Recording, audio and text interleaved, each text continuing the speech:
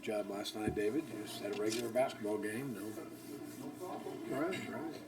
Just regular. It's not bad when they just play basketball. I noticed they removed all the chairs.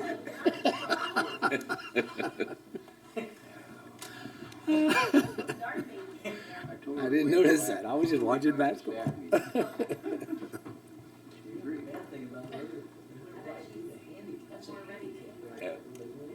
That was the worst. That was really. I don't guess there hadn't been any fallout from that. No. I would have wondered. Right. I'm sure there's some person from attorneys working on the case right now. Yeah, so it's like, pretty sure that's not true. You and I did? No, that's not Jim Howe. We have a quorum? Not really. Jim Howe's here, that's on him.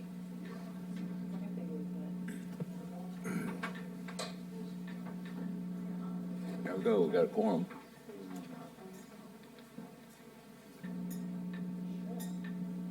Why didn't you? It's gonna be a second. Back to the way.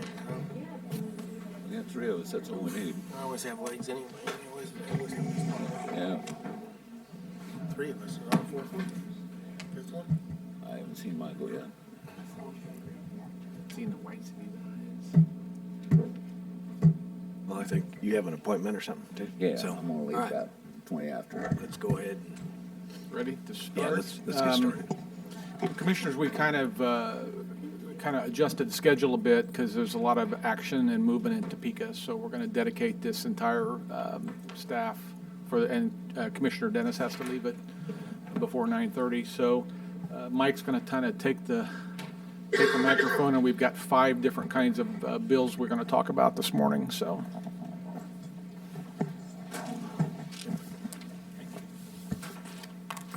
Thank you, Commissioners. First off, I want to talk about, and I think you should be getting this as a handout. We have drafted 2 bills that we want to get to the revisor's office so we can get them started. And these are 2 of our priority issues. One has to do with nuisance abatement authority. Justin Wagner in our office drafted this. You can tell this handout by an act establishing the Sedgwick County Urban Area Nuisance Abatement Act. This is very similar to what we introduced last year with a few tweaks. And we'd like to go ahead and get this started. The other bill that you should have is the bill setting up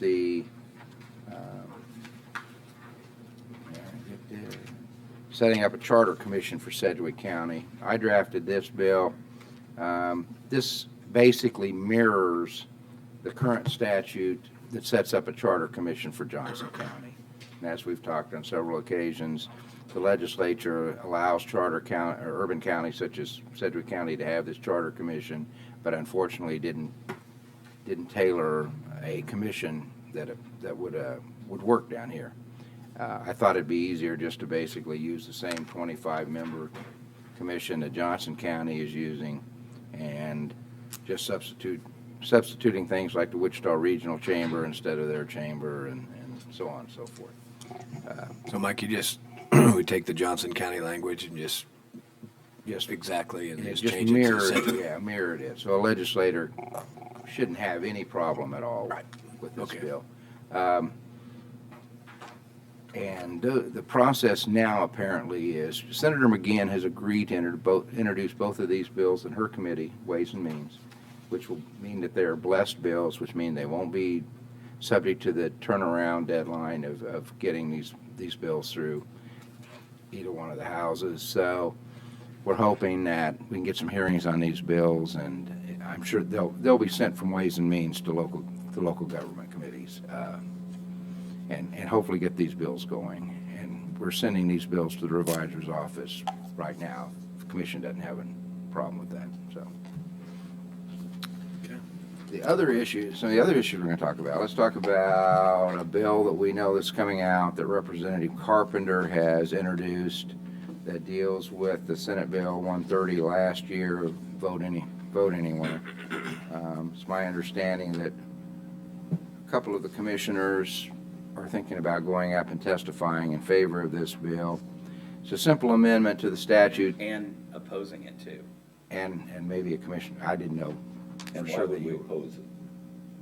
We need to support our Secretary of State. He said that he's gonna have it done by 2021. We need to work with them.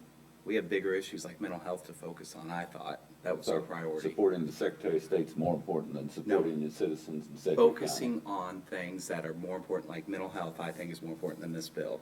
So Well, sending make our sure that I- lobbyists, make sure sending that our we lobbyists say out that, there. We're not supporting the citizens in Sedgwick County. No, it has nothing to do with that. It has to Okay. do with having a priority, Mr. Go into an Dennis. election saying you're not gonna support the citizens No, in Sedgwick we're, County. See we where are that gets you. supporting mental health and our other priorities. You're making a mistake, Michael. I apologize, Commissioner. I wasn't sure that you were going to testify to her. I would have mentioned that. I know you talked about it. This bill basically adds one sentence to the language of the statute that we had gotten passed before, and basically says the Sedgwick County, or the county election officer in Sedgwick County, shall allow voting of Sedgwick County voters at any polling place within the county for the primary and general elections in 2020, even if the Secretary of State has not established rules and regulations for the 2020 cycle. So I guess one matter that the four of you might want to address this morning is whether, if their commissioners going up in support or opposition, are they doing so on their own, or are they doing so with the blessing of the county commission? So, and I think we'd want three commissioners weighing in on that, on our position on that particular bill. Jim, you have anything? You know, based on Sunday's article, it sounded like Scott Schwab was actually conceding that Sedgwick County is not our problem. This bill that Blake is introducing, or Representative Carpenter is introducing, gives a carve-out for Sedgwick County specifically. We are ready to go, and he actually said in his own words in Sunday's article that he has no problem with Sedgwick County. And he said repeatedly he has no problem with advanced voting in Sedgwick County. It's the same technology. In fact, doing a little bit more research on this, in elections since 2017, when you check in to vote on election day, that poll book is in fact being updated countywide within 2 seconds, even though we don't allow them to vote anywhere. So the technology he's worried about said, well, we're afraid it's going to cause, it's going to be unduly difficult for this thing to keep up with it. Maybe, maybe hard for the system to keep up with. We've been doing it since 2017. And we're just asking for us to do the same thing we do on advanced voting on election day. We have policies and procedures. If the poll books can't talk to each other for any reason, we have a process we can follow. There is no reason why Sedgwick County can't do this. And we know there's thousands of provisional ballots that can be partially disenfranchised because the not full implementation of Senate Bill 130. And he said he has no problem with Sedgwick County. This bill just says, allow Sedgwick County to do what we know we're ready for it. So I'm also focused on mental health, of course, but this is, there is no reason I can think of that's legitimate why we would not allow people to be able to vote on a full ballot in Sedgwick County at any poll site when our technology has been doing this, available, it's totally capable of doing this since 2017. This is the 4th year now. And we passed this bill last year with the intent of having it implemented for the 2020 presidential election cycle. And he's had 9 months. And he says he has no problem with Sedgwick County. Why are we still here? My opinion is he needs to allow this. If he wants to say, well, let Sedgwick County do it, the bill doesn't need to go forward. But if there's going to be a continued stalemate, then I think there needs to be public discussion, and we need to push forward. So I think Sedgwick County ought to be unified in holding him accountable to do his job. Whether he's personally opposed to it is not a matter of his. This is good for Sedgwick County, and I've talked to lots and lots of groups. This is not. I'll estimate this is an easy 90% issue. Our constituents want this law to be fully implemented, and if we have safe elections, let's move forward. All we need is a third county commissioner to say it's a county issue. Otherwise, I'll go up there by myself. And I might also add the importance of trying to see whether we have broad commission support as opposed to individual commissioners is for our lobbyist, Jason Watkins, to know what he should be telling legislators and Secretary of State when he's interacting with these people as well. So far, we've told him to stand down till we know what the will of the commission is. So.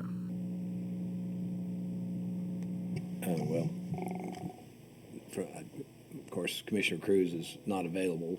I don't think it mattered to her one way or another too much last week when this first came up, but I can't speak directly on her behalf. And I like to respect, as crazy as Topeka can be, I like to respect the process that Topeka goes through. They pass something, and sometimes it's implemented right away, sometimes it's delayed. The execution of it's delayed.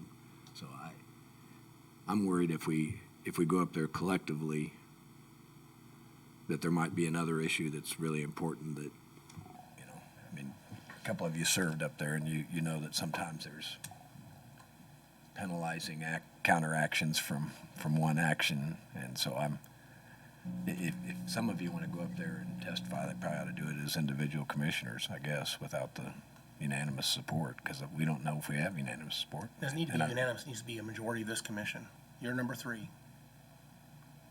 Well, then I respect the process. If I'd like to talk to Schwab personally and the secretary and try to have some assurance of why and all the things that you guys have talked about. But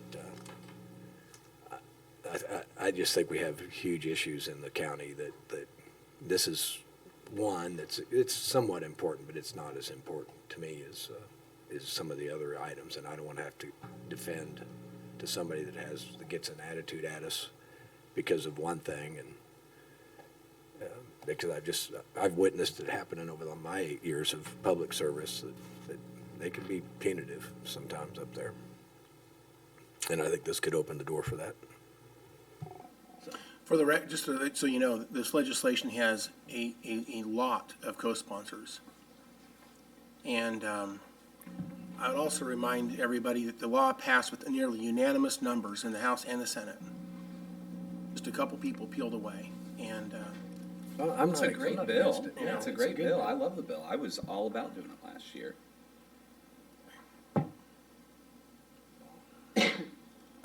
Okay, I'm sensing that right now we don't have a majority of the board, so commissioners can proceed as they want to as individual commissioners on this bill.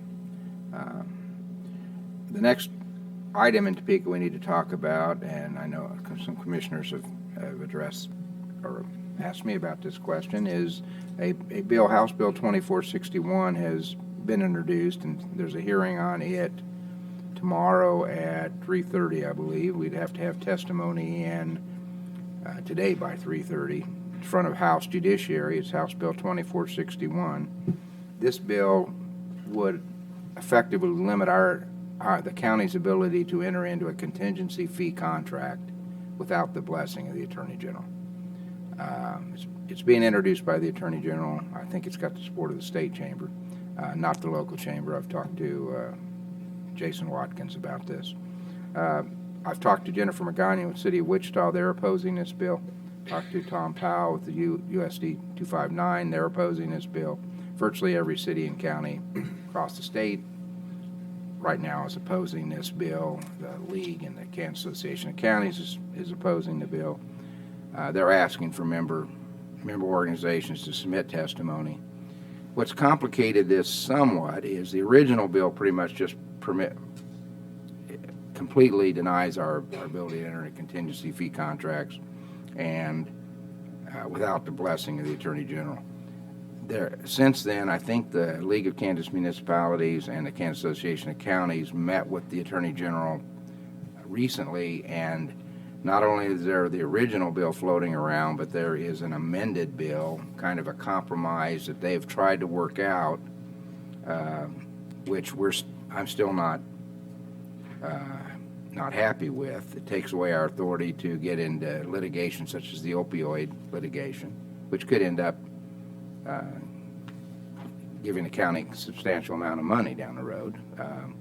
But it does carve out a few things, like we enter into contingency fee contracts on collection matters and other types of cases, and they did carve those out. And the amended portion of the bill tries to basically argue that the Attorney General will not interfere with matters of local concern, but only of statewide issues, and I'm sure it's statewide issues such as opioid litigation. There's another similar lawsuits that are going around school districts right now that involve vaping and suing some of the vaping manufacturers. I think Goddard has entered into that suit. I think USD 259 is in the process of doing the same thing. This would affect these kinds of contracts moving forward. Doesn't affect our previous contractual relationships like we have with Brad Prochaska, but it would affect future litigation that the county could enter in on its own on a contingency fee basis. So I'd like to be able to oppose this bill, whatever form right now. I don't know what kind of support it has, but I just think that our ability to sue people, and under your authority as a county commission, you have the authority to sue people on behalf of the county, shouldn't be restricted by the Attorney General, and we ought to be able to enter in these kind of contracts. Did you clarify, did you say that this will not, our pending opioid cases, They specific, it would be all right? yeah, We're still all right? it'll be okay. The bill says that a valid contract for legal services in effect prior to the effective date of this act shall remain valid and enforceable. But on and after the effective date of the act, such contract shall not be extended or renewed. But there's no chance that we would have to do that with Prochaska. We wouldn't. There's So, no chance that we'll ever have to extend or renew that opioid contract? no. We're locked in on the contingency basis that they have and as their client. And but I think we should oppose this legislation at this point, regardless of what the Kansas Association of Counties and the League of Municipalities has done. So, Well, I would agree, generically opposing it is fine with me. Oh, yeah, for sure. and I can have that testimony done and up to Jason Watkins to be sent to the committee this afternoon. But I think you're hearing the real concern was this pending opioid, that if we're okay there, then it doesn't stress me out near as much as whatever the future is going to be. Right. I mean, if you remember the tobacco litigation 25 years ago with the state, and that was done by the Attorney General of the state of Kansas and Attorney Generals all over, we received hundreds of millions of dollars. I'm not aware of any of those monies directly coming to Sedgwick County. And I'm not sure those monies have been used for tobacco prevention the way that the monies were intended to be used.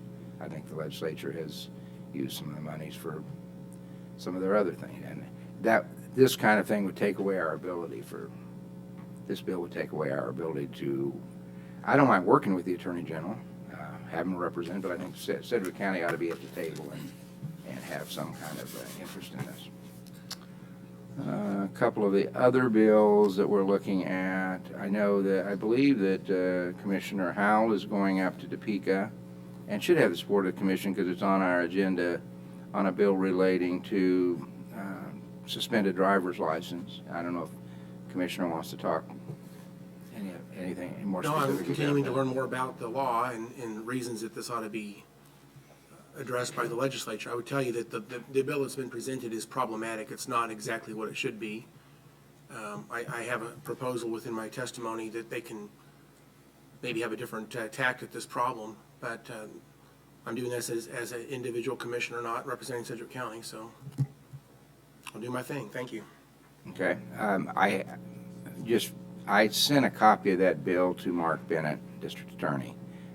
So far, I haven't heard back from him, but from our initial reading of the bill, I think it accomplishes what the task force that he was on is trying to accomplish, but I still haven't gotten any word from sheriff or the district attorney on whether or not they support this bill. Did we not, Commissioners, did we not discuss that we were supporting what the sheriff and the DA was going to try to do on this process? I don't know if they're taking a position on this bill. Right, okay. And you may But find you're- out more when you're up there, whether the Sheriff's Association or the DA Association is. I'll find out. Again, I think there's a piece of this bill that I think is reasonable. There's a part of the bill I think is doing the wrong thing. Essentially what the bill does, it says if you get caught driving on a suspended license, we're not going to add to your penalties. We're not going to, in other words, nothing bad happens if you get caught driving on a suspended license. I don't think that's the right tact.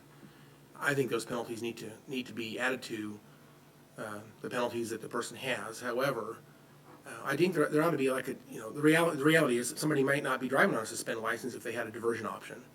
If they're paying their fines, they're going to court, doing all the right things, let's get them a restricted license and get them back Right. to being productive. that diversion idea is not part of this bill, and that's what it should be. Even if they get caught while driving unsuspended, it might ratchet up the fines, might ratchet up the time of being suspended, but a diversion-like process to go back to restricted ought to be the option.